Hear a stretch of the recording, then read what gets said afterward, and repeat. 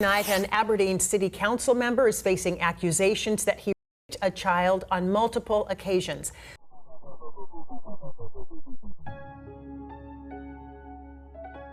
Hello all you couch detectives out there, my name is Lee, thank you for being here. On this channel we post full interrogations. You may have seen some of these stories elsewhere, but likely not the full interrogation. So if that is your sort of thing, make sure you're subscribed. We have over 200 interrogations already posted on this channel and a lot more on the way. For everything Couch Detectives, go to couchdetectivestv.com. Okay, enough rambling, let's get into it. This case brings us to Aberdeen, Washington. 39-year-old Riley Carter, an elected city council member of Aberdeen, Washington since 2023, was arrested on July 30th, 2024 on suspicion of first-degree rape of a child. That child was the 11-year-old daughter of his wife.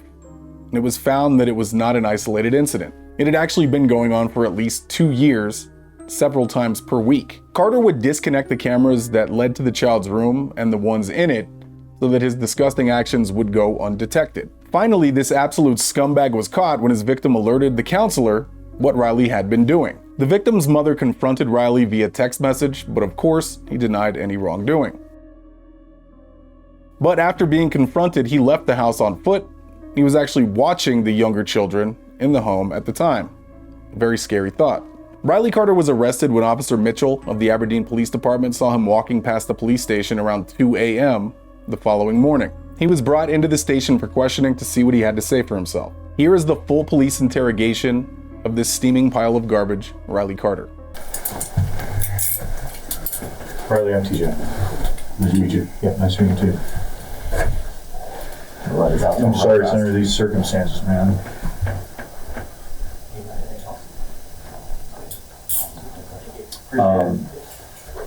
That pistol magazine, did they ask you any questions about those? They did not, no. I didn't realize it was in this jacket, and I've had this jacket for about 1.5 years, 2 years. Yeah, I'm obviously not even in my own mind right now. Yeah, I hear you. Yeah. But there's no like gun just floating around somewhere that we need to go like notify somebody to go pick up a gun off the sidewalk or something? No, nothing like that, no. Perfect. Okay, take my jacket off. Is there? Absolutely, yeah, make yourself comfortable. You don't have anything on you? No. No? Okay.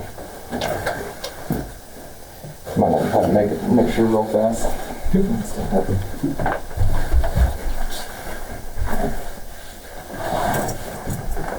Sweet. Alright, nothing here. Wow, you got a little warm in that jacket. Yeah. You're a little sweaty back there. Yeah. It's kind of like my bra that I'm wearing right now. So Riley, like you said, my name's TJ. I'm a detective at the sheriff's office. Steven. Steven. Nice to meet you. One thing, there's a food stamp card in my wallet. My wife should probably, or she should get back. Absolutely. Just let you know. Yeah, let's take care of all that stuff. And I know you have questions, and we have questions, so we're going to be 100% honest with you, and just hope that you be 100% honest with us.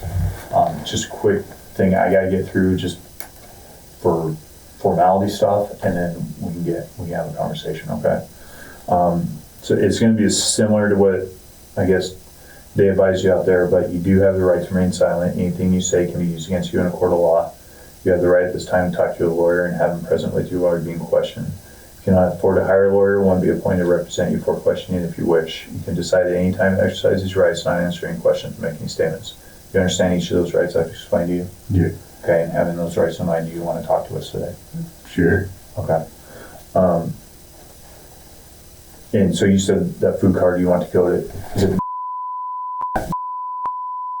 Okay, take it out so we don't forget. Yeah. So It's in there. Yeah, it's in the left-hand side. It's a blue one that says Washington on it. Yep, that one right there. Or not that one. I'm almost there. Yep. Right there. Yep. Perfect. Oh, come on. All right. You probably give her those other two, the one to Dave and then the one with the Libra on it. Dave. Yeah, that one. This one? Yep. Okay. Perfect. So how were you? Did you walk up to the police station, or were you just walking around town? I was gonna go to Q-Mart and get some nicotine. Okay. Yeah. So, In a muggy, drizzly. yeah, yeah. Okay.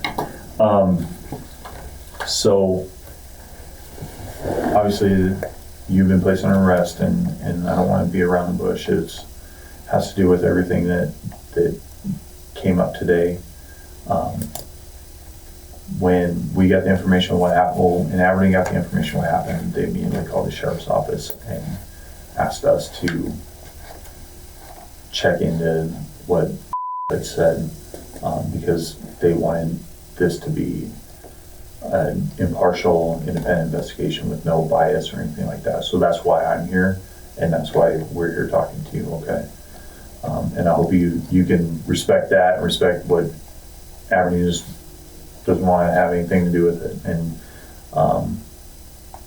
but I am concerned from the information that described today, and I want to hear from you, because it sounds like it's been kind of a rough last few months from what I heard from, and I'm sorry about all the stuff that happened with you guys in December, and that for any dad, that's a terrible thing for you guys to go through, and it sounds like that kind of sparked a downward spiral that kind of got out of control. Is that fair to say? So, some pretty honest statements today, and was talking about the things that happened in the morning time in her bedroom, and I want to know, like, a lot of times when we get situations like this, when we talk to people, we constantly hear, like, that's not the person that they know themselves to be, and it's somebody that makes a mistake, and I'm not going to sit here and cast judgment or anything, but our job is to find facts and understand what occurred, and to see what the validity to statements are. So can you talk about what your relationship is with, and how long you've been in her life? And Since she was 4. I think she's a great kid. She's, I don't know how to explain it. Always just outgoing, but kind of keeps to herself. Good kid. mm-hmm. And so you're, Yeah. okay. How long have you been her for? We got married in 2021, August 13, 2021. Okay. But we've lived together for 6 years, I think. And she's always had. So, when did it, 2019? Yeah. February 2019. Okay. And as a, so she have been probably 4 or 5? Okay. As a, was that a hard role to step into with her being that young, or? Yes and no. I always kept in the back of my head that there's going to be a time when she gets to know her real dad, and so that's a line that needs to be respected. Mm-hmm. And that's not me to try to take that place. Just stay available, That's about the best I could do. Okay. What, like, how close would you guys be as far as being her? You guys I always thought distant, or? we were like close, not like super close, just like I'd say she felt comfortable to always like throw fits in front of me. Ask for like things for her birthday or Christmas, or complain, or tell me about her favorite color or food or something. Mm-hmm. What kind of activities would you guys do together? Oh, I would say much aside from watching TV. Yeah, that's about it. Yeah. In the living room. Yeah. Okay. And then, do you guys have 2 other kids between you and is there Yes, more we have children? 2, and then our son that passed away. Okay. So we have Isley, she's 5, and then Iggy, she's 2. Okay. And do you feel like you have a similar relationship with all 3 kids, or do you feel like you're closer with your 2 biological kids? It's a different kind of relationship, I'd say, with my stepkids. You know, with my biological kids, I don't know how to explain it. Like, it sounds rude to say, and I hate saying it, but I feel like more of a connection. Mm-hmm. Not saying I don't feel, you know, like a connection with my stepkids, just with, you know, my own kids. I'm still wrapping my head around things. I'm still just, Yeah. oh, So to your understanding, why did we get involved, or why did the law enforcement get involved with the situation? yeah. What do you know about it? Was texting me, and she said that they were doing a rape kit, and I thought that was pretty wild. And that was it. That was the last time. Because the way, for me, I'm sitting there, I just got Iggy to sleep. It was about noon 30, I think. Or no, maybe it's a little later, 1:30 possibly. I go in the living room picking up trash, and then I heard the front door open and shut. And so I come out, and I obviously she's got Iggy, and she grabs Isley by the hand, and then she's walking out the door, and I asked, well, what's going on? And then she just looked at me and said, how could you? I didn't think that she was going to be accusing me of touching. I didn't, like, that did shock me. And so she walked across the street to Eugenia, and then I just walked down to the basement and sat there, and I called her, and she just said, how could you? And then told me to kill myself. So she told me, you know, what was going on. Now, she said that I touched her. She said that I unplugged her camera and then touched her. There's only been maybe once or twice I have touched that camera, and that's if I go up there in the morning, either to wake them up for school or grab something, and the light will be flashing green, and then I've unplugged it and then plugged it back in to reset it, because I know always freaked out about those cameras being on. Mm-hmm. And that's it.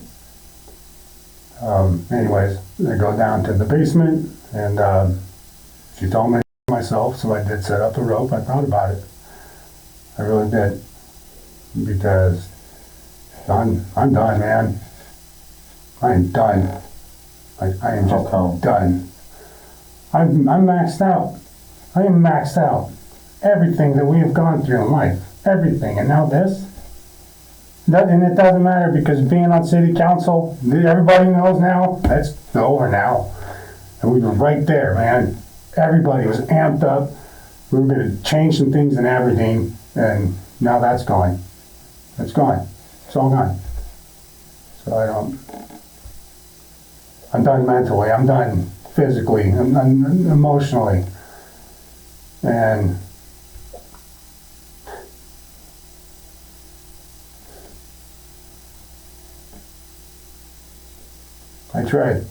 I tried this year. I tried.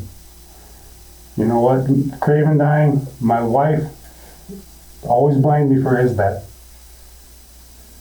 Reminds me how much of a loser I am, 24/7. Can't find a job I didn't start. Was going to start a new job tomorrow at Verizon. That's not obviously a thing anymore.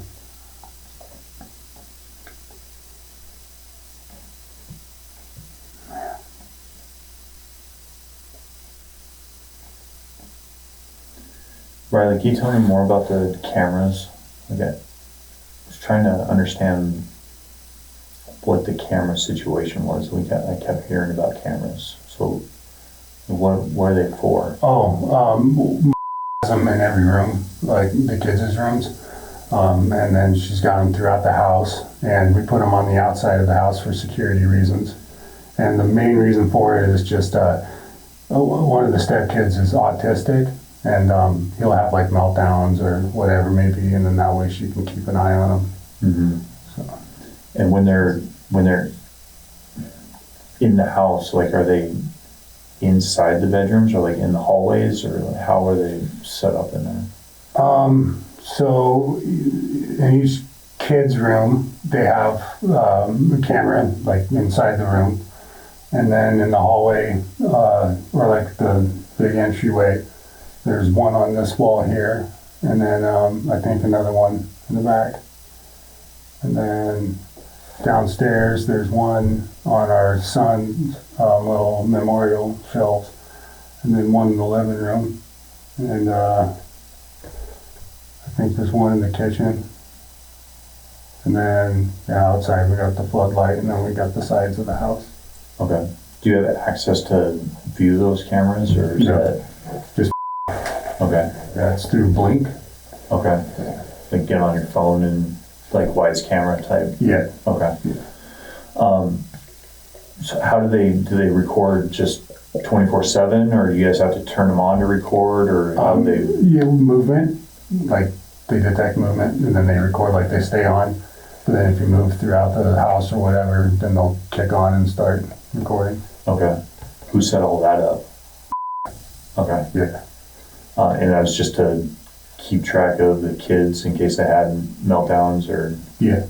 okay. That was the biggest thing. And then plus the amount of theft we dealt with when we moved in there.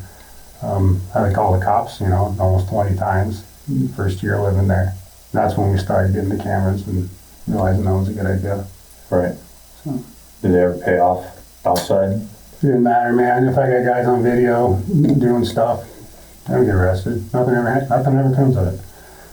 Yesterday, 2 days ago, there's a guy living in his tent behind an RV harassing his neighbor, and she talked to me about it, and I talked to this guy about it before, and she called the cops, and nothing happened. I mean, the guy just got out of prison, and he's just being the total menace, harassing her, and then, nothing happened. I mean, nothing never happens there in Aberdeen. It's very frustrating. Yeah, I get it. So how did the conversation go between you and then when she came home? Like, did she tell you what said, or did you guys? No, I want to say she messaged me because I called her, and she said, yeah, what did she say? She said I touched, and I said no. And then she said, that's when she told me to kill myself. And then I did set up the rope. I was going to do it. And then I texted her, and I just said, I don't even know. I said, what I said, I don't even know what I said. Something about, I'm freaked out. This is crazy. And then she, I don't know, messaged me, how could I don't know. And then she told me she was going to get a bag of my clothes and set them in the backyard for me. And then she messaged me something. What did she say? I don't remember. I don't think it had to do with. That was maybe when Hunter, her brother, brought the clothes out. She said, Hunter's got your clothes. And then that's when I got picked up. Okay. Are all those text messages still on your phone? It should be. Okay. If I were to look at them, is there a code to unlock your phone or anything like that? It's just No. unlocked? Mm-hmm. Okay. So statements weren't made to initially. She told her counselor today that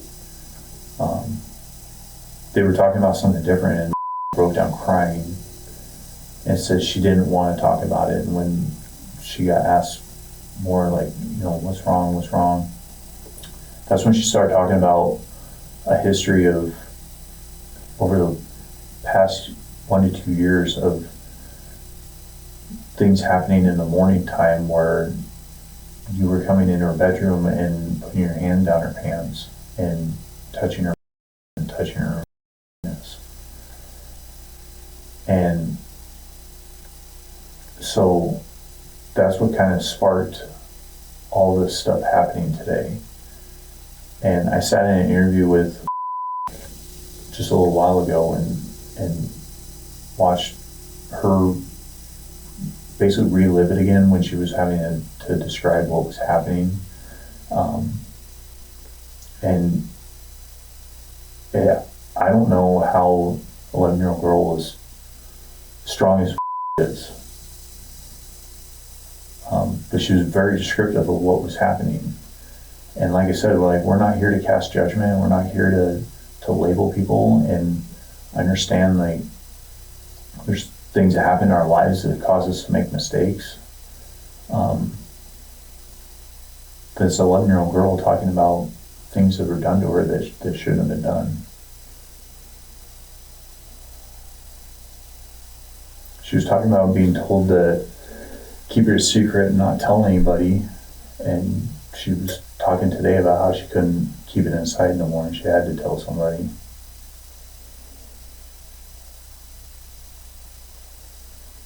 So Riley, is there truth to what was saying?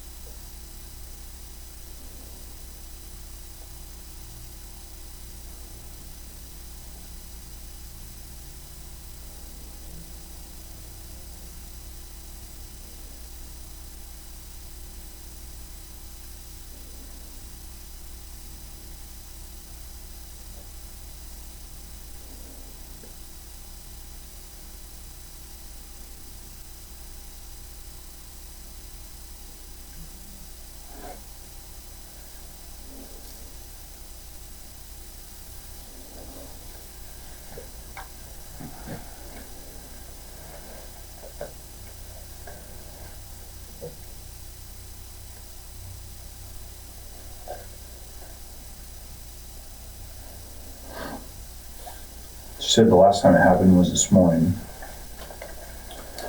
And she talked about how her camera gets unplugged before you come in the room and she just pretends to sleep. But she said that it wouldn't matter if she was sleeping or awake, that it would happen anyway. And so right now we're collecting, she's up at the hospital and we're collecting DNA samples from and from us.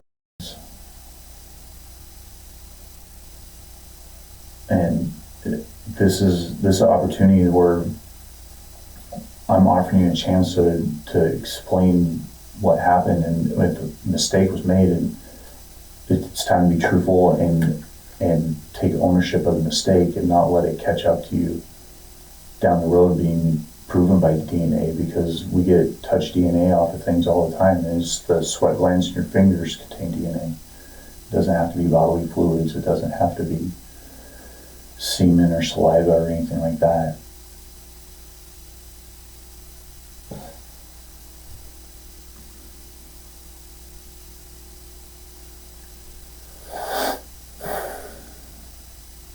I did go up to her room this morning. I didn't touch her. I did not touch her. I went up there.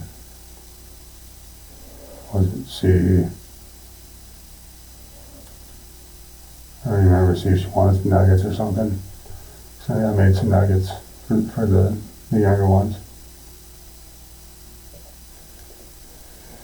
If you didn't touch her this morning, what would cause to say that happened? I don't know.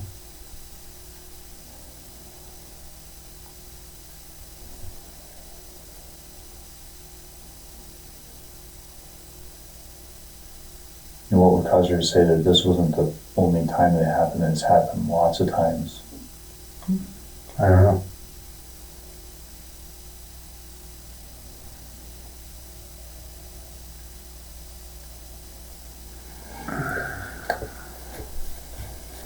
So So TJ and I, we've been doing this for a long time, and I think that one of the biggest things that we see is, especially for the children, is getting somebody that takes that ownership, because the children are the ones that got to push forward and move on the rest of their life living with something that they didn't feel comfortable talking about, something that traumatized them.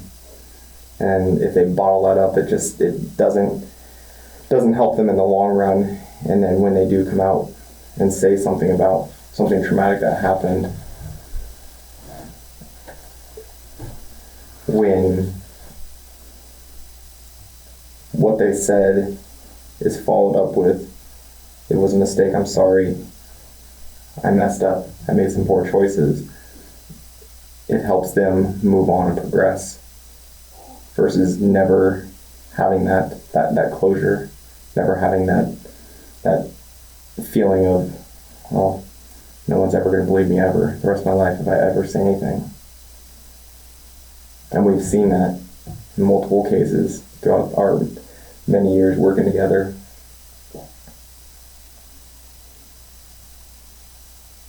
And I think that's one of the biggest things that we see in the children, is that they're wired different than us as adults.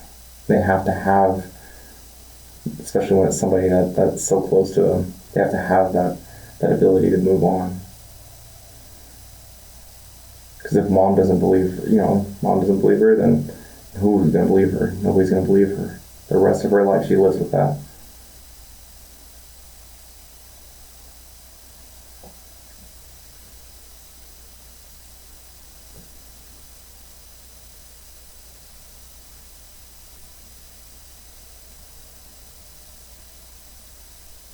Riley, if sitting in here instead of us, what would you say to her?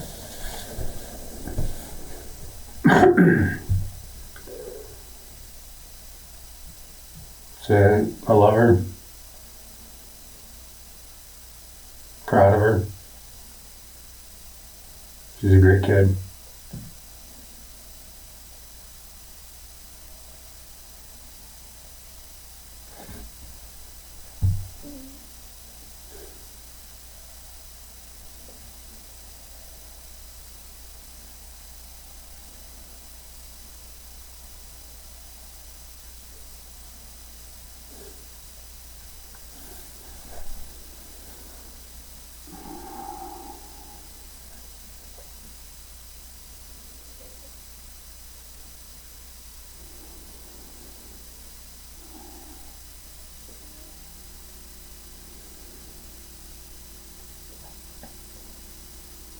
Would you talk to her about the things that she's saying that you did to her?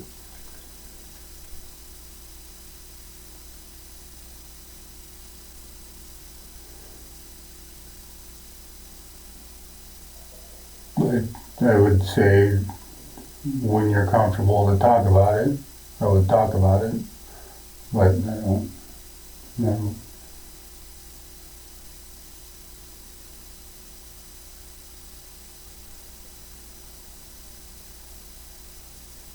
Would you afford her that ability to have that closure? What do you mean? If she's in here, or wherever she's with you, no one else is here, would you give her that ability to have that closure, that knowing whatever may have happened that's brought us to this point, that just what I told you about, there's a point in time when we make our mistakes, but we shouldn't let them affect someone else's life for the remainder of their life, right? Would you give her that opportunity to say, you're sorry, or it was a mistake, it should never happen to you? Things like that. Things like that, sure.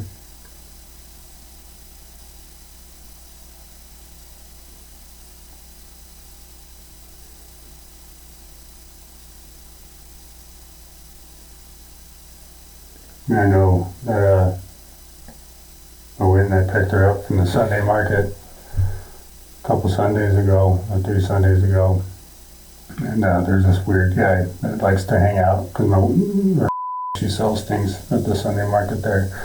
And this guy is always hanging out. And so when I was driving her home, because I just picked up just the two of us, because I had to go back and get my stuff. I had asked her, I was like, was that one guy talking to your mom? She's like, yeah. And I asked, well, did they talk a lot? And she said, yeah. And then that was it. And then I guess that scared her when I asked her that. And so I felt really bad. Really, I didn't mean to scare you. Wasn't anything. I wasn't thinking like, I don't know how to just, like I was talking to anyone. Came out.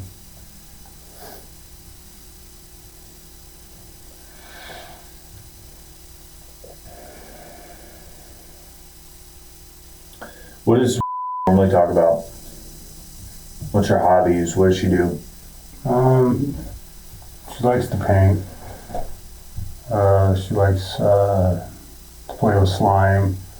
She likes jumping on the trampoline. She wants to get into wrestling this year. She played basketball last year. Yep. I don't think she liked it. She had some guitars. Never really got into it. What else? Puzzles. We have a big puzzle on the dining room table. And then she watches YouTube. She watches one show all the time. And she's kind of into anime right now. And she likes scary movies. And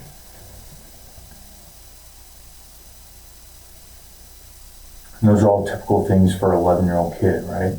It's all appropriate things for an 11-year-old kid to do. Hobbies, activities, sports. Yeah. Okay. 11-year-old kids talk about that kind of stuff. They talk about the sports they're playing or what teams are on or what their best friend's doing or what movies they like. 11-year-old kids don't talk about how their comes in their bedroom and touches them on their bed and on their hands if it's not happening. And so that's why we keep coming back to like, why would we bring that up today in a counseling session and then bring it up again and be more descriptive in an interview? And now she's heading up to the hospital to go talk to a nurse that's trained in interviewing kids and collecting evidence. Why is saying that Riley put his hand underneath her pants and touched her on her vagina and put his fingers inside of her?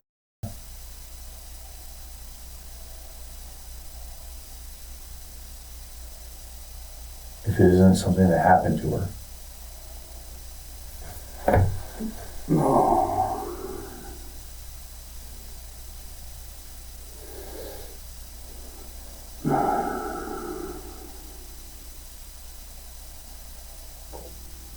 There's ways to get through this, Riley, and I know it's a struggle to have all this come down all in the same day of getting confronted by and then having Aberdeen get involved and then us sitting in this room talking. I know it, when you woke up today, this was the last place you'd expect to be. But it's what we do moving forward from here is what's going to affect a lot of lives. And there, like I said, there's ways to get through this. There's programs that can be offered through the court. There's things that can be offered that help you deal with the demons and all the things that you've been dealing with, the stress.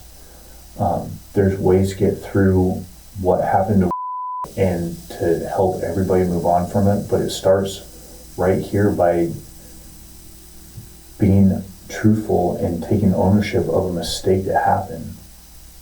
It doesn't define who you are as a person, but if that's something that you want an option available to you, it starts right now. It's saying that you fucked up. Because I believe what said. It's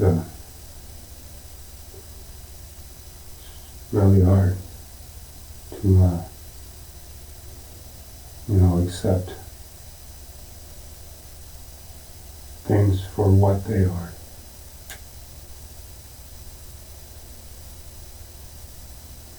There's certain things in life you don't recover from.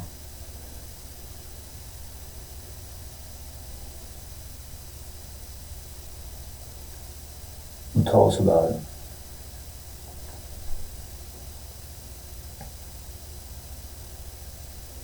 Well,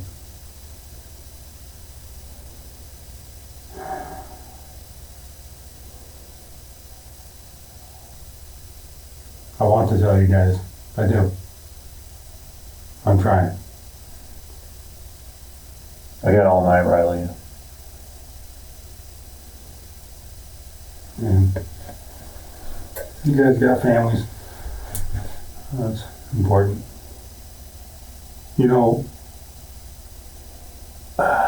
God, this just sucks. So close. So close to accomplishing good things. Doing something great. So close to getting the drugs out of Aberdeen. So close to getting all the craziness out of the streets. So many people believe in me. And now it's over. It's gone. That's crushing. Crushing to the people. Crushing to my wife. Because she hates me. And I'm not going there trying to deflect or anything like that. She does. She blames me fully for Craven's death. I don't blame her. That broke me as a human. Craven dying broke me as a human. I should have been better. I should have been more for her as she was recovering. But I wasn't.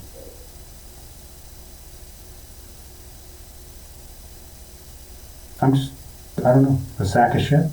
I'm just a pile of shit. That's all I am. You're not. That's putting a label on yourself. I said we're not judging or labeling in here.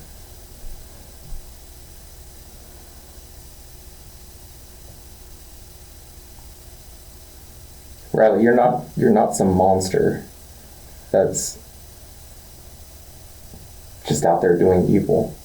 You're not that person. That's not you. I've never met you before. You've never met me before.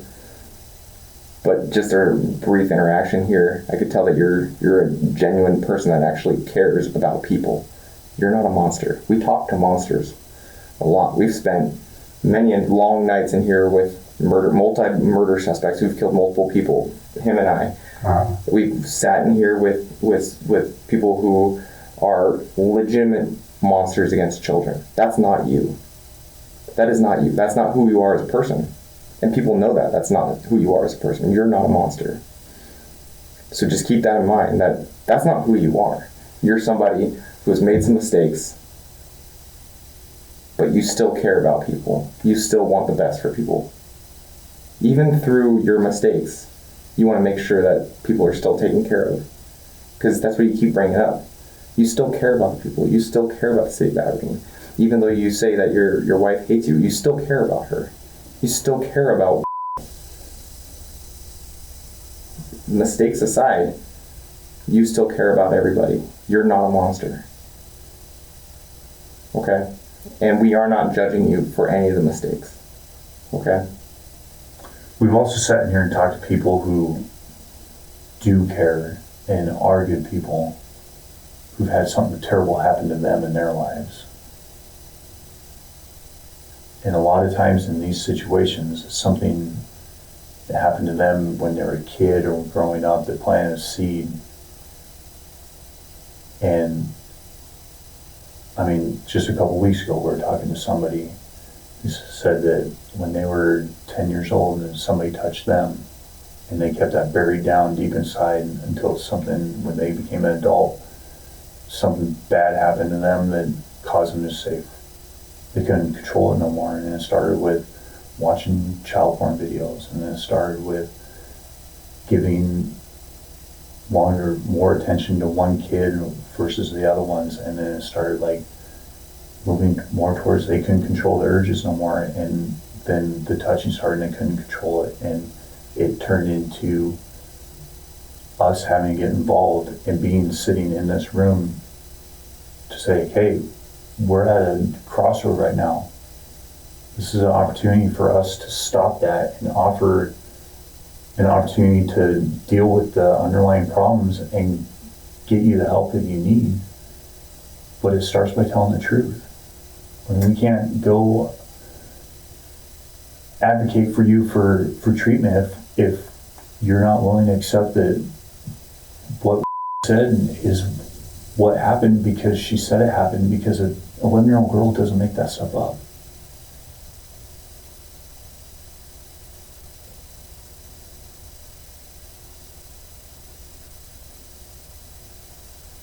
I don't want to bullshit you guys. I don't want to not bullshit you guys.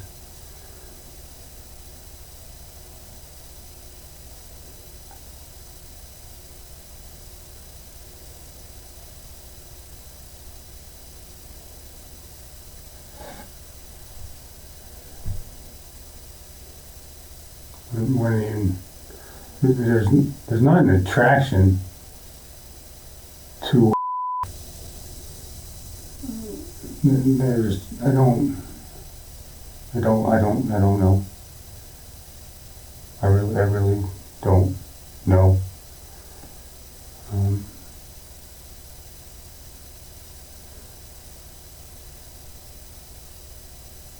My brain's fucked up, sure. Yes.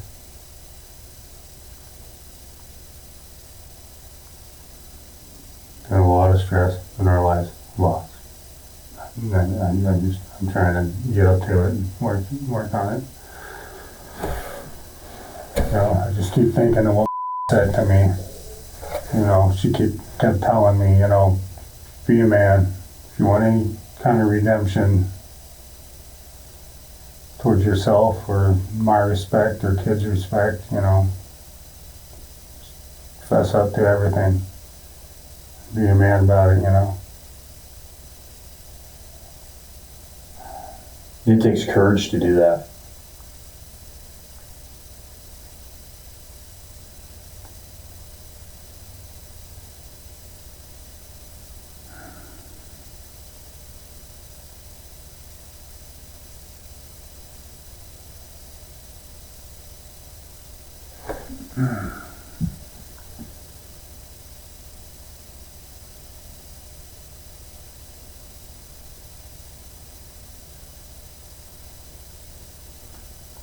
When was the first time that happened?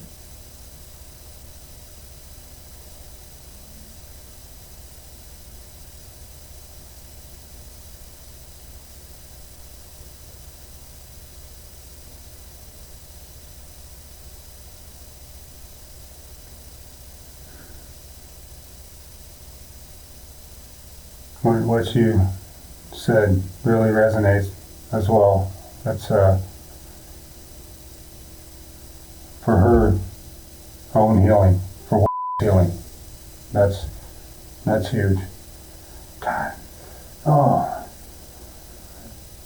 God, I'm just a rotten sack of shit. The 2 daughters.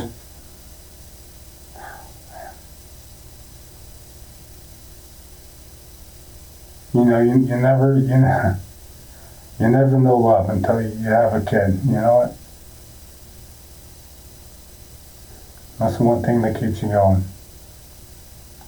You never know pain until you hold your own dead kid.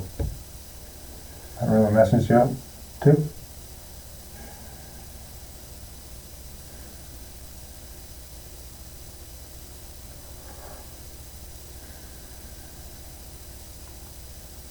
Yeah, I don't, there's no attraction.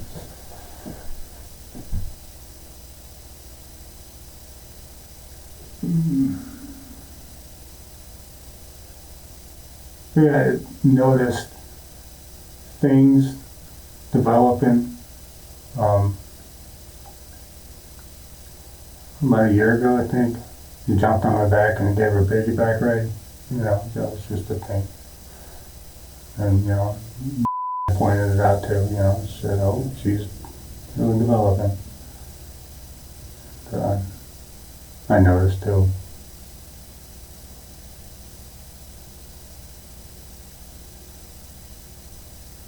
About a year ago. How did it start? Sorry, I'm just that I have ADHD pretty severe, so I get that in my mind thinking of the house, bills, and just now me. Now I'm here. Now that's all separated, and I have to accept that.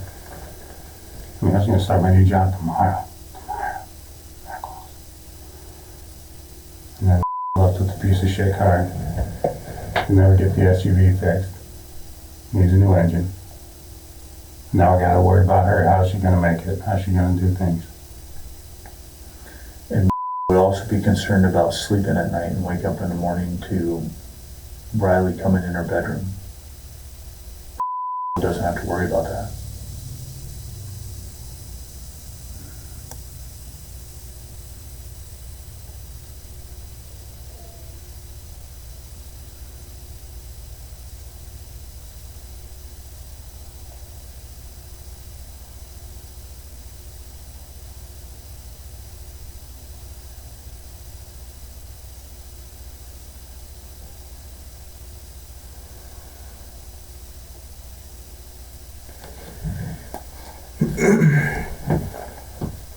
So you're fighting with yourself right now. And the crazy part is that everything you're saying is going right back to what I said. That regardless of the situation, you still care about the outcome for everybody else. You haven't spoken about your outcome. You're more concerned about other people, which speaks volumes for you. You're selfless. You're out to serve other people and make sure that they're going to be okay, right? But you got to do that for too. You want the best for her. Shit happens, but you still gotta get yourself out of that and help her out. At this point, it's recovering for her and recovering for the rest of the family. You can still care for them. You can still help them. I don't know how we'd be able to help them. Well,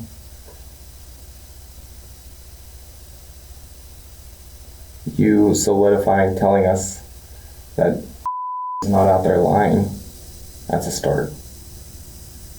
That's a big step.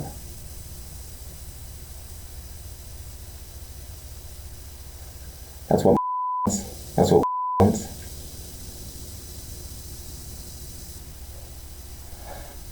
You talking to us about the things that mentioned that happened to her. I know you might not see it, but we see it on our end. This element of just a release of emotions is huge. Where they get that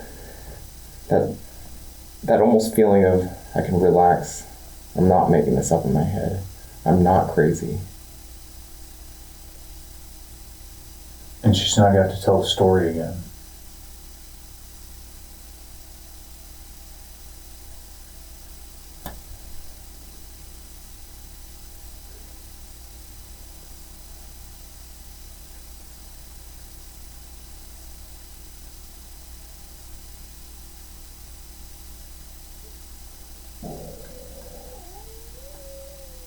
When we go talk to her later, or talk to we're that in between right now. And for us to have that conversation with them, let them know that you did do what said, have that courage to come forward. That's something that we can do on our end.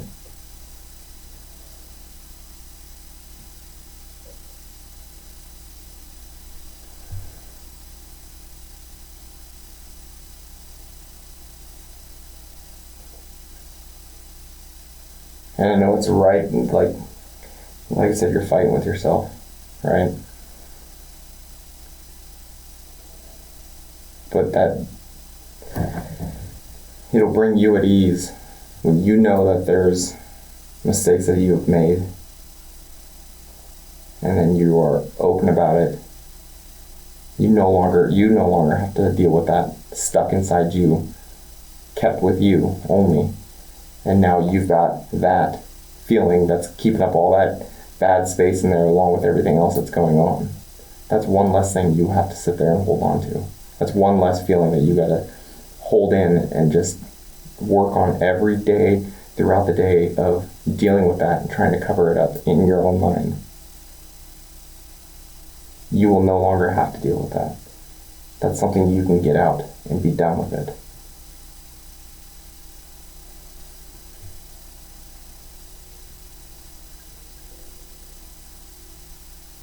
I agree with you, absolutely. Speaking of, now what's, what next, moving forward.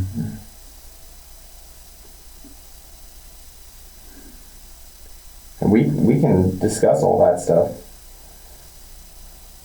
That's something we can talk about. We got time. I mean, like, what am I looking at?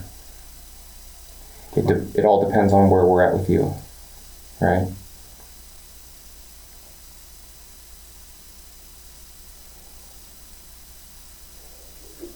The conversation starts with what you're looking at. The conversation starts when we, like you said, we're fact finders. We have no control over what happens after this gets forwarded over to the prosecutor. What we have control over is the conversation we have with him. And when I go to the prosecutor in the morning and I say, hey, Riley Carter doesn't take ownership for nothing. He has more concern about what's going to happen to him versus what happened to prosecutor's not going to have any sympathy towards your situation. I go talk to the prosecutor and say, Riley Carter told us what happened. He made a mistake. He told us he made a mistake, and he's thoroughly sorry, and he wants to know that he's sorry. He doesn't want to put through any more pain or suffering that she's been going through. The prosecutor's going to see that in a completely different light than the first situation. But we can't say, and we can't tell you that X, Y, and Z is going to happen from here on out because we don't have control over that. Our control is to gather the facts, the who, what, why, when, and where, and report that to the prosecutor and let them make their decision.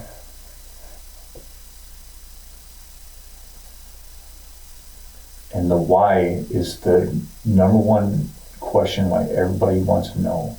Everybody wants to know why. We can't prove why by cell phone records or DNA evidence or video footage. That just proves the who and the what and the how. The why comes from these conversations and coming out in the open and saying, yeah, I made a mistake. And I'm sorry for what I did. And these are the things that led me down the path to make those choices. That's the why.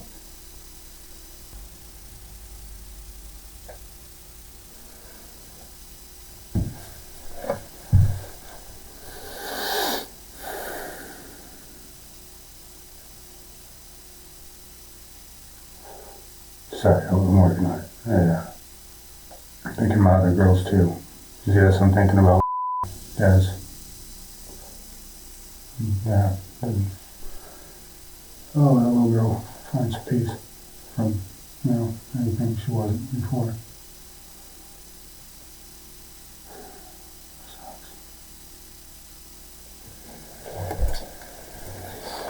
Riley, I can tell that you have some remorse for some things that happened. Right? I could tell that what happened to you regret. You're sorry for it. I'm just feeding off of pretty much what you're talking about in your body language, that you have that remorse of like, man, I messed up. I shouldn't have done that. I can tell. But it's not just me through all of our training with the FBI and everything else that is going to speak that to the prosecutor or to, right? I can tell that that's what kind of person you are. You're remorseful. You will take ownership for your actions. And again, you care. Man, you're in this shitty time, the one thing you're thinking about is your kids, which is great, and that proves my point again. You're not a monster. Riley, you're a good person who made a mistake. Riley, you've been doing really good at making great efforts to improve something that you saw you needed to fix, being in the city of Aberdeen, and you took something upon yourself, your own time, to dedicate your stress and everything else to helping fix that. You're a strong-willed person, Riley.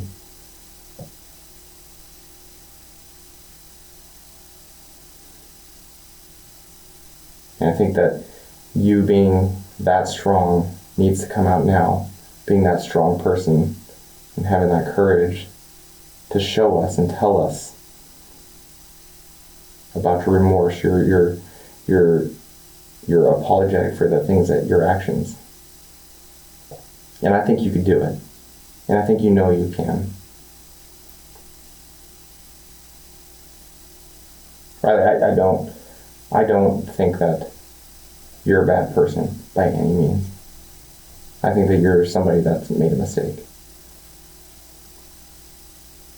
And Riley, I think that once you bring that remorse out, you tell us about it, that just builds that inside you of more courage. You're more of a courageous person, and you're standing by who you are. You've got your pillars in life of things that you believe in. And by talking with us and showing us that remorse and that you're sorry for your actions makes those pillars stand strong. Don't let something, that internal feeling and not being the person who you are, start breaking down one of your set pillars, the person who you've grown up to be, the person who you are. Don't let it break that down.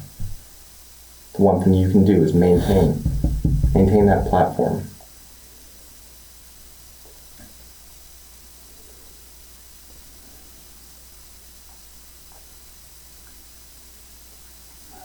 So it's so surreal, just sitting here with all this. It's powerful what you're saying.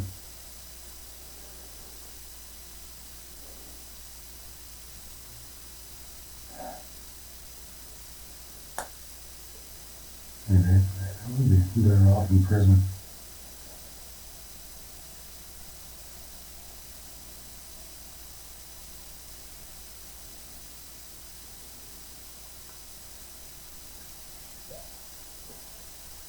Riley, I want to believe that you are that strong, courageous person who's going to take ownership for your actions, but I want to believe it. But I want you to show me. Riley, even though you've made the mistakes, you can still be that strong voice for other people, because you're not alone. You're not the only person that deals with this stuff.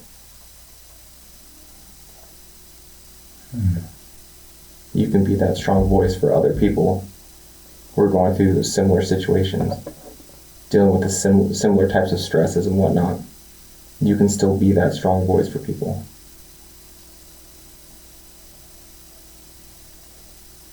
Because that's who you are as a person, right?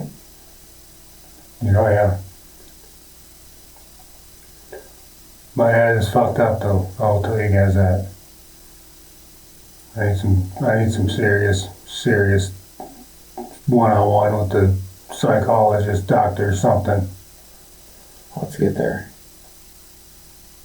Just like TJ said, it all starts here. And you know you can do it.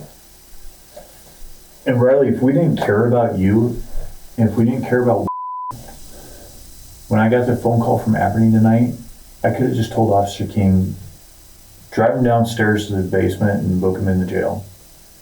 Deal with it in the morning. My day ended at 5 o'clock. But if I didn't care about you and helping get to the bottom of what all this is, and I didn't care about getting past what she had to go through today and getting closure of this whole situation and trying to get you the help that you deserve, then I wouldn't have brought you in here with Steven and sit down and talk to you.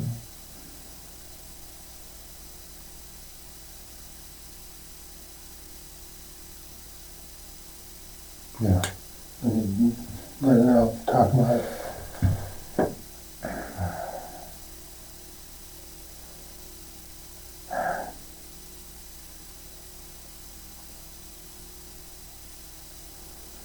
Obviously, it's huge mistake, huge. We've the stress in our home has been unreal. I don't want to just give you a bunch of excuses. I should be my own person. You know, I don't want to use always get so mad at me and scream at me to not use certain things as excuses, but you know, that's what's going on. There's so much just on my shoulders at all times, just chewing in my ear constantly. It sucks. It really, really, really sucks. I just get these weird tics. I don't know why. I don't know what it is. If I think of something, you know, I gotta have it or touch it or feel it. I don't know. Does that make sense? Like that's just it's something weird in my head. I don't like it. I don't like it, but that's just something. Yeah. I don't know. It's still wrapping my own brain around everything. Mm-hmm. You know, this is wow.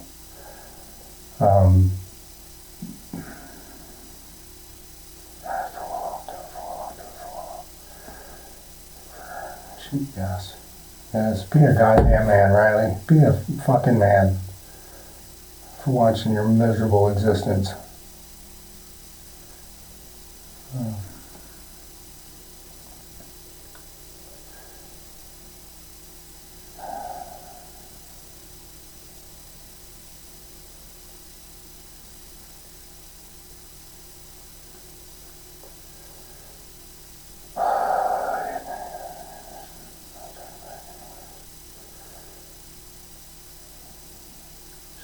No turning back.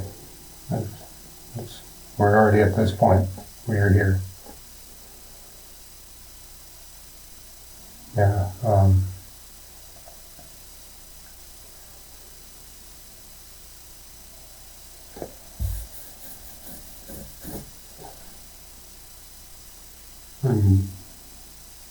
don't want to say it like that. There are things that I did do.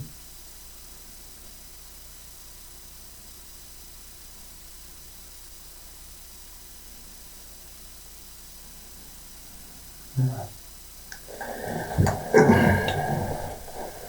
Tell us about one of those times.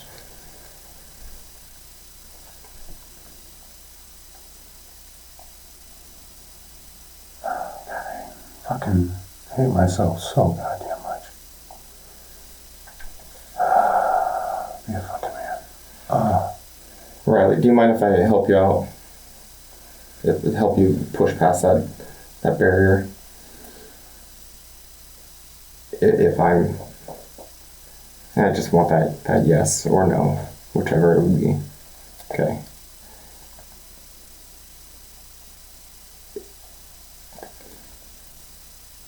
Is what is saying did that happen to her? I don't know what she said fully, so I Okay. can't, but touching did happen.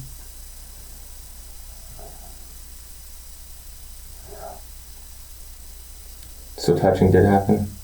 Yeah, Did it go anything beyond touching? no, And we're not talking about piggyback rights anymore. no. We're talking about touching.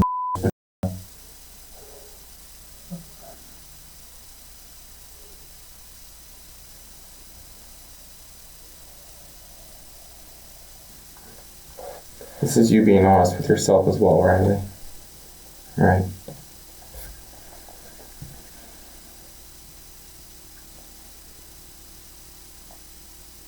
Stand true to those values that you've built on. You're not only doing this for you're doing it for yourself and for everybody else. Right?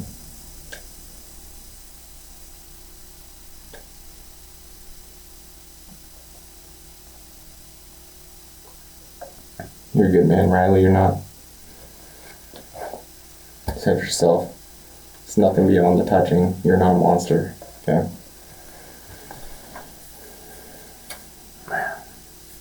Sorry, it's crushing because so many people are gonna be let down and hurt. Fuck. You know what? Oh, so many people just feel, they're happy. They felt change on them. And then this happens. But, oh God, it sucks. But this was happening all along. And just like TJ said, there were outside influences, things that brought you to make these mistakes. This isn't who you are. No, it's not. And I don't know what can bring me to this level of what the fuck. Never in your wildest dreams would you have thought that you would touch inappropriately. That wasn't something that you envisioned, was it? No. It's a mistake that happened, right? It's not something that you planned your life saying, this is what I want to do, right? Yeah. But it happened. And we gotta move on, right? Yeah. So let's move on from this. And let's build on this. Let's continue to progress. You touching is a mistake.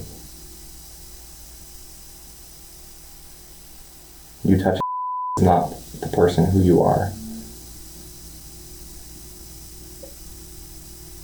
But you coming forward and talking about it, that's who you are. Manning up to your mistakes.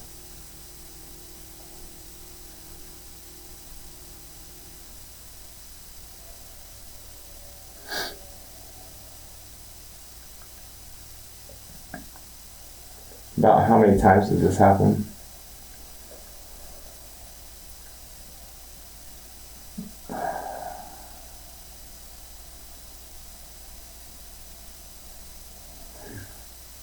Five times maybe. Just real fast. I don't know. Just a weird impulse tick.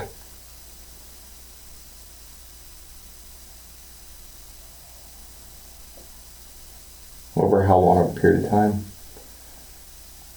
I'd say a year. Okay. Each one of those times was in a different place of the house, or was always in the same room?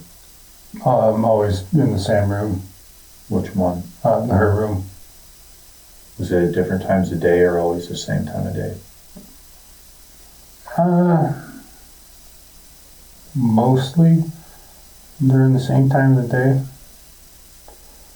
Like in the morning, before school. God, it's fucking horrible. God.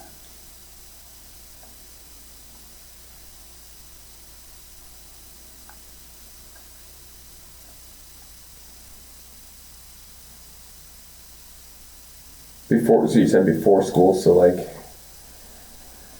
I don't know, would you be getting the kids up, like waking them up? I know I had to get Yeah. woken up. Yeah, I wouldn't wake up on my own to get ready for school, so. yeah. Yeah, no, none of the big kids get up on their own.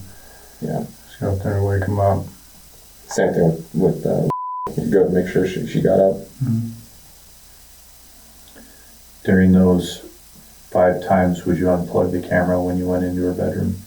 No. No, it would, she would already have it unplugged. Like she would do it, she would unplug it. I don't know why. Like all night or before you got in there? It would already be unplugged. I mean, I used to have the app on my phone, to where I could like stop recording and things like that. So would you stop recording during those times when you walk in? No.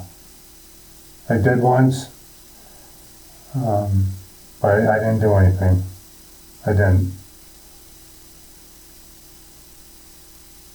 Then that was it. I turned it back on. Because it, scared me. It was, what, like why do you even have this impulse, right? Like why do you have that? It's not like you can just talk to somebody about it.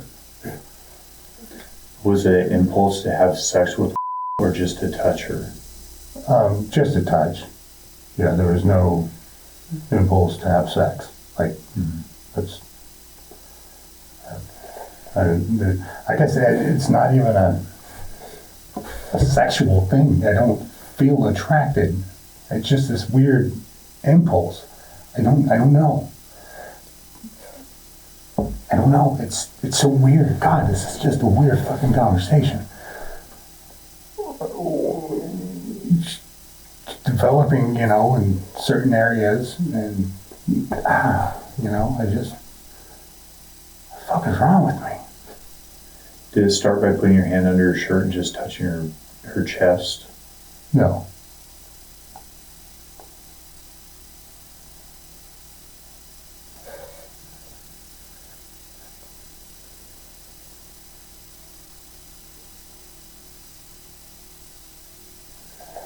What are you asking? Were you talking about developing? Did you start by touching her chest as it was developing, or did you, the times of those 5 times that you were touching her, would you just put your hands down her pants and touch her on her vagina? No. I mean, I touched her up top. Under her shirt or above it? Above it.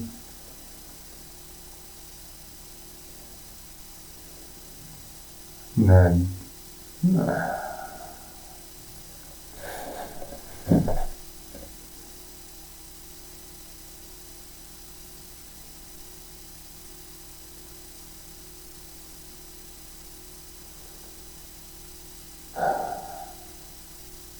how do I word this?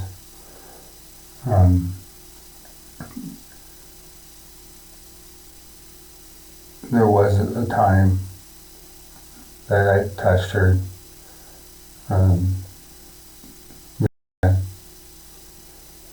under the underwear once, and that was it on that. How long ago was that?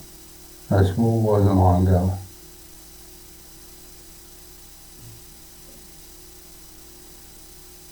Did your fingers go inside?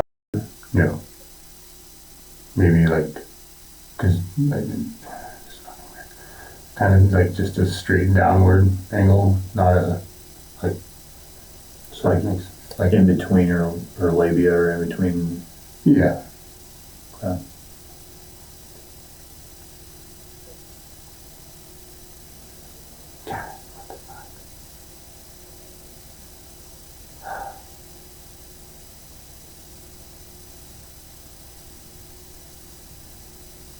I think that only happened one time. Yeah. Okay. Anywhere else? Did you touch her anywhere else? I did reach down and grab her butt before when she was laying in bed. Under her underwear?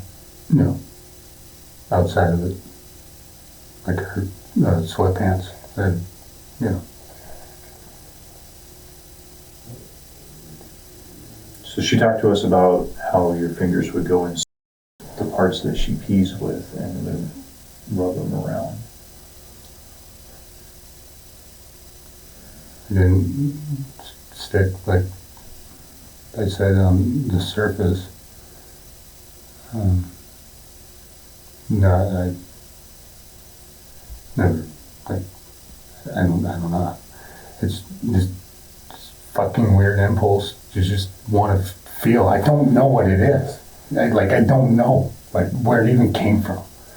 I don't understand it. And I hate it, fucking hate it about me. I don't get it. You know, I would blow my fucking brains out, you know, but if I got my two daughters, it doesn't matter though.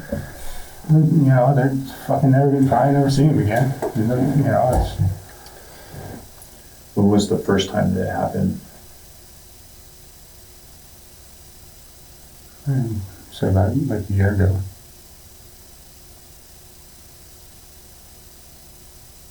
When was the last time that it happened? That was a couple days ago. I don't know an exact date, and all these days just run together.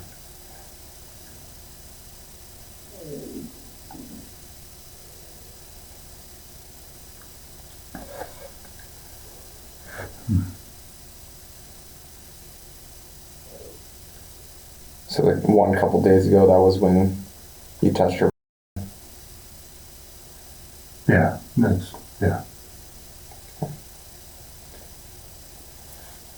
How long would it last for? Would it be like just run in a room and touch her and run out, or would you stay in there for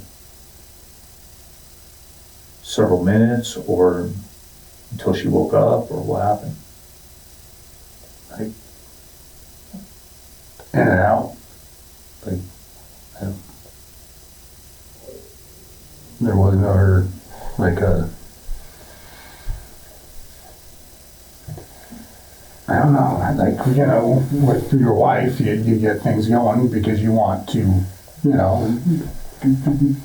advance with it. Mm-hmm. I don't know. There was no. I don't even know how to describe it. I don't know. It wasn't a pleasurable, you know, thing. It's just, what the fuck?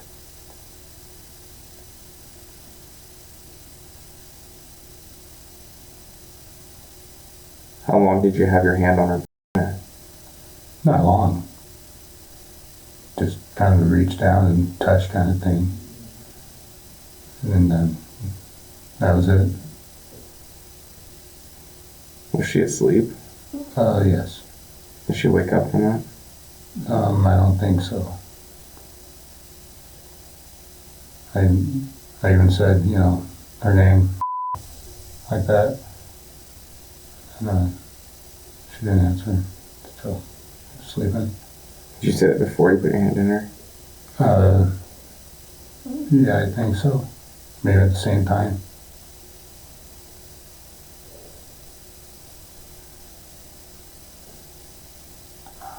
Did you ever talk to her about it?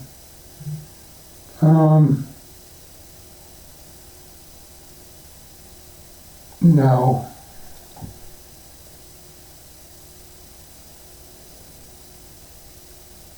Yeah. Actually, I apologized to her once, twice. Yeah. When it happened, or just randomly? When it happened. Tell me about one of the times that you apologized. What happened? I don't know how to explain it. I told her. What was my exact words to her? That said something along the lines of, "Kid, I am so sorry. You know, I don't even know what the hell that was about." And I apologized. And then that was about it. She didn't really, think anything of it. But God, what the fuck? Was she awake that time when you apologized? Because obviously, Yeah. Okay. What did you touch on that one of those times? What did I So what? on let's just say one of the times that you apologized to her, and then she was awake. What did you touch? What part of her? I didn't touch her in that point in time. Well, this was when we were like in a car. Okay. Yeah. And how the conversation come up? It was silent and, good vibe in the air. Wasn't nothing weird or anything. And then, I just said, hey, I did that. I'm really sorry. So I don't know. I don't understand what was that about. And then I asked her, are you okay? And then she said, yeah, I'm fine. And then What did you say you did that? Like, what did you tell her?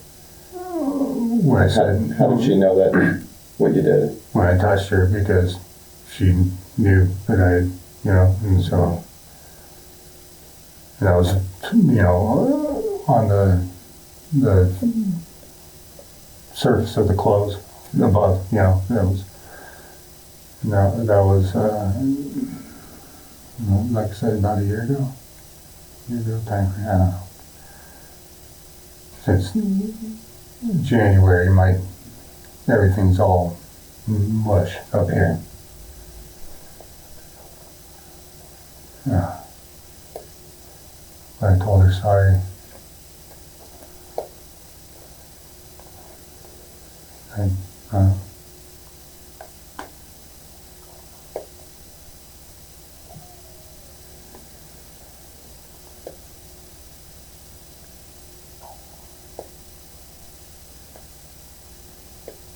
Did she know that you touched her vagina? I assume so. I didn't ask her to go into detail or anything. Yeah. 2 days ago, was the camera plugged in or unplugged when you went in her bedroom? It was unplugged. Did you unplug it or was it No. unplugged when you walked It in? was unplugged when I walked in. Okay. Did you make sure to look up and check for it to be unplugged, or you just noticed it was on the way out? Or I noticed on the way in, because the outlet for it's right here to the left. Yeah. I mean, I built that bedroom, so I know the way out of it pretty good. I don't know your house. Where's the bedroom at? Upstairs, right at the top of the stairs. There's the upstairs 2 bedrooms to the left and right, a bathroom right here, and there used to be one big open living room area, and then another bedroom in the back. So I just basically put a wall here and a wall here and a doorway here, and then that's her room. Is it painted different than the other rooms in the house?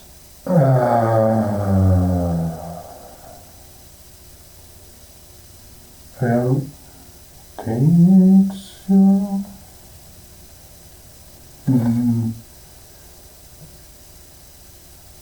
Not really. I don't think so. I think her brother might have the same color. And then the 5-year-old and 2-year-old downstairs. Does she have any decorations on the wall? Yeah. Like what?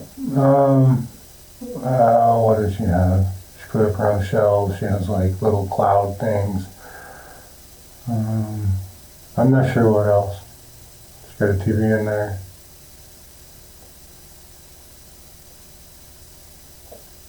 And does she have a regular sized bed that sits up off the floor, or is her mattress just on the floor? Yeah, it sits up off the floor. Regular bed. Would you have to pull her covers back to get your hand down her pants, or would she be laying on top of the covers, or? She'd be under the covers, kind of on the side. So, Riley, I knew I wanted to believe you and that you were honest, so I do appreciate you pushing past that barrier. So now that we've gone past that, if in here, what would you have anything to tell her? Well, I'm beyond sorry of all the damage this has caused her, her mom, her sisters, her brothers, the community, literally everything and everyone that is let down by this. I'm sorry to cover it. I deserve whatever's coming my direction. I deserve it. And I hope that she can heal and can heal, and they all find what it is that they need in their life to live the absolute best life that they can.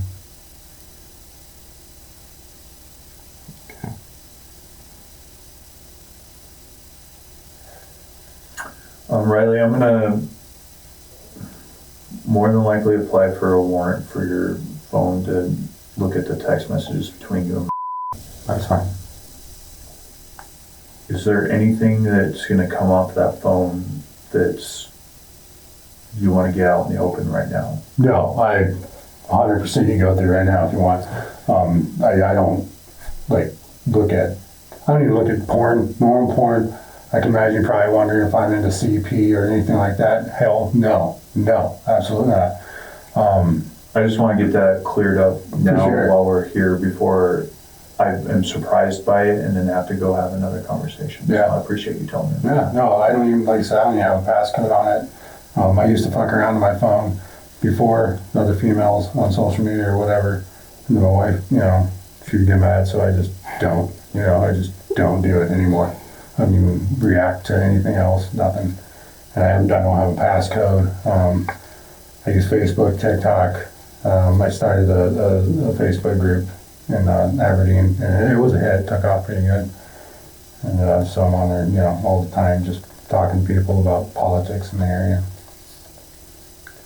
Yeah. Well, I don't even look at porn. I don't. Okay. Used to. Back when I was younger. Back when I was single. But she doesn't like it. And, respect that. Not gonna do any good. Turn around and be the biggest sack of shit.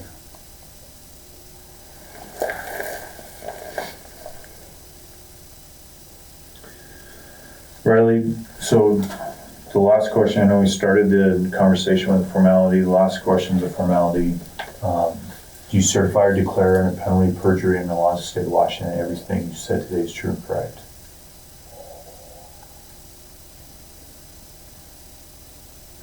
Just trying to catch that first part. Is this basically just that everything I said is the truth? Yes. To the best of my knowledge. I want it out there that, man, my head is not good. It is not good. It's not like I don't have urges or anything like that. It's just I don't know. Like, God damn it, I wish you guys knew me. I wish you knew me. This is just weird. This is a weird situation. It's and that I'm thinking of myself right now. I am. I'm thinking of myself. I should be thinking about and the rest of the kids and the community. That's who I need to keep in mind. That's who I hurt, crushed, let down. I'm just, I guess, just a fucked up individual. Like I said, we're at that crossroad where change can happen, and the first step of that is taking ownership of your actions and admitting your actions and coming clean with them and getting it out in the open so that you can not have it bottled up aside. It's not your secret no more. And then start moving forward to addressing why those urges happen, or why the thought happened and why the touching happened, and then not let it happen anymore.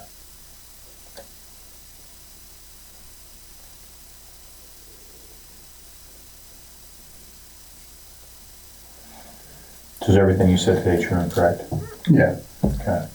And has your statement been made freely, voluntarily, and without any threats or promises? Yeah. So from here, we're gonna take a walk and you're gonna be booked into jail tonight.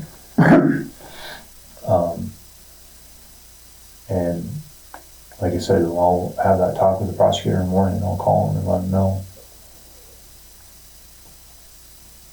that you did talk to us about it. And that you're sorry for what happened and it was a mistake that happened.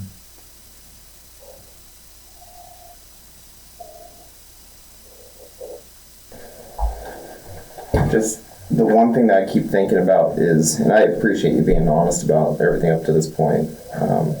The one thing that just keeps kicking in my head is that when talking in her interview, she seemed pretty adamant, am I wrong, that your fingers were inside of her? Is that A lot of times, she's talking about you coming in the bedroom between 5:30 and 7 o'clock in the morning because that's when everybody else is sleeping. And there was a lot of times that your hands were underneath her underwear and touching. She called it her private parts, and when we asked her what she meant by private parts, and she said the parts where I pee and the parts where I poop, and it's the parts that girls have that point still. And she said it happened a lot of times. She said it was happening started almost 2 years ago, and it's been happening up until this morning. for that apology to really, really sit home with her and mean something?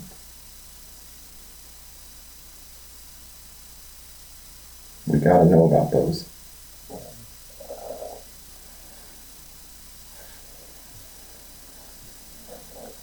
We're already beyond it at this point, right? But we want for that apology to be sincere and meaningful to her.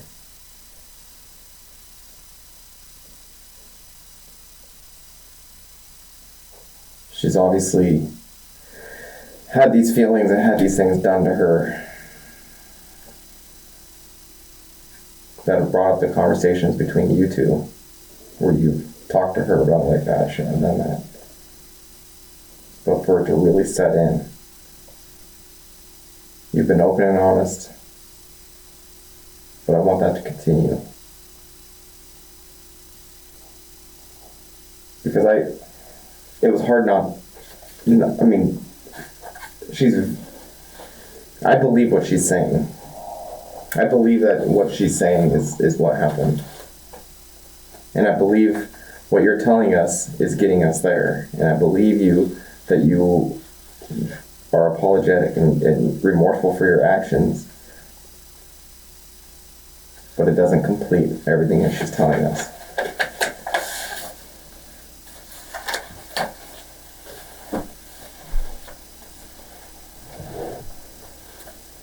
Now, is that something that what we're saying, what TJ just talked about, something that happened?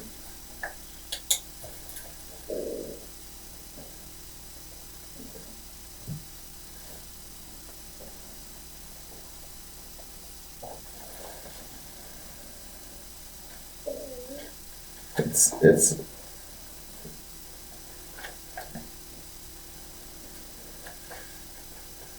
you're continuing to be honest with yourself and with us.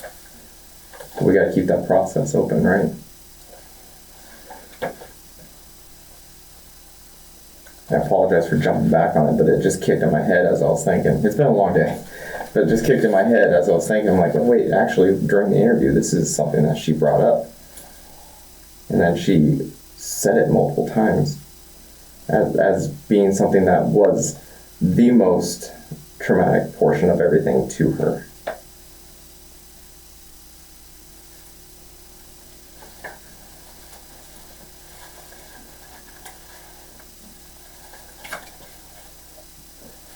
So is that true?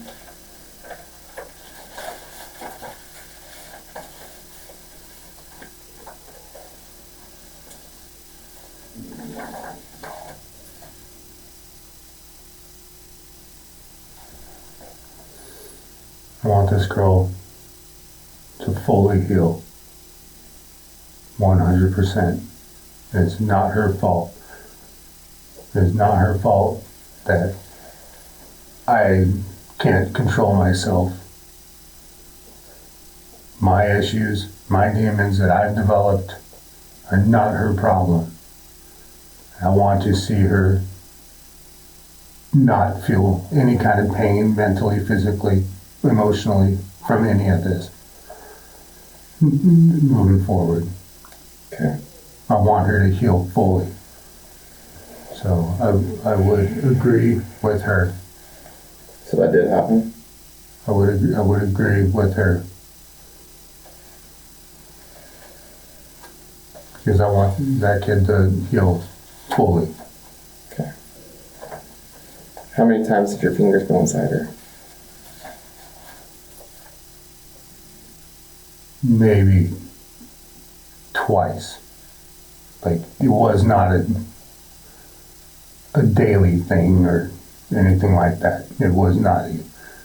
I don't know. And it's just that fucking tick in my mind that Right. just, that curious that, fuck off, man. I don't.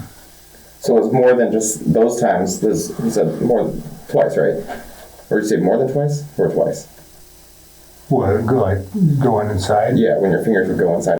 It was out of 1 or 2, 3 times. It wasn't that many times. It wasn't. Okay.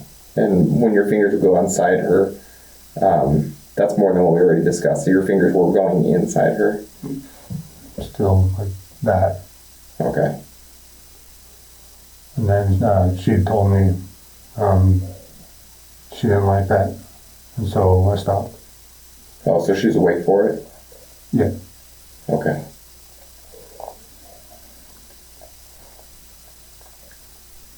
Yeah.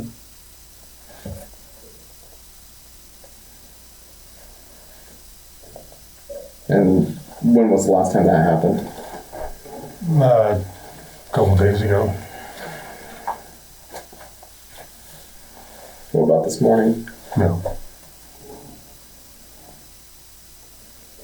So 2 days ago,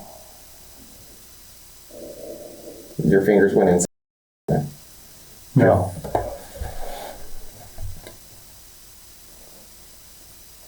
What's today, Tuesday?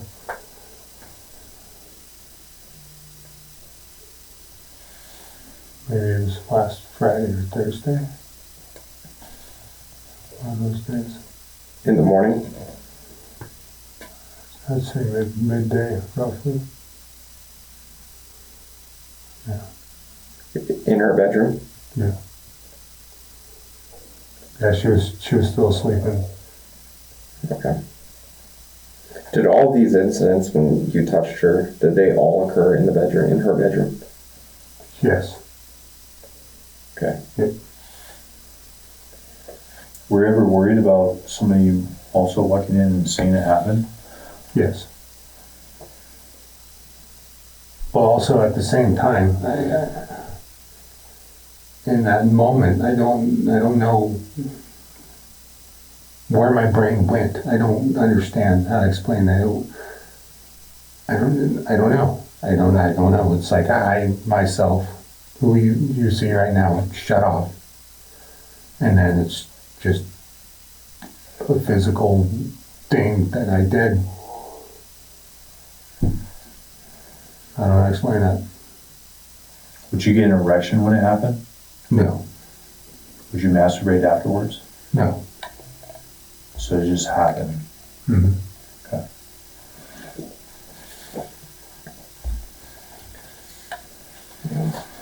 All right, so I didn't mean to jump back into that. It was just, like I said, it kicked in my head from earlier.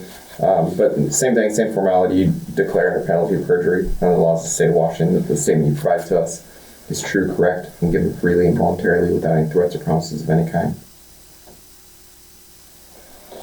Okay. So Riley, this is our statement form. These 2 signatures from you. One here is that you were advised of your rights at the beginning of the interview and that you acknowledge your rights. And then the second signature is down on this line, and it's that penalty perjury statement that we just asked you, and we ended up asking twice, but just a signature there in our phone.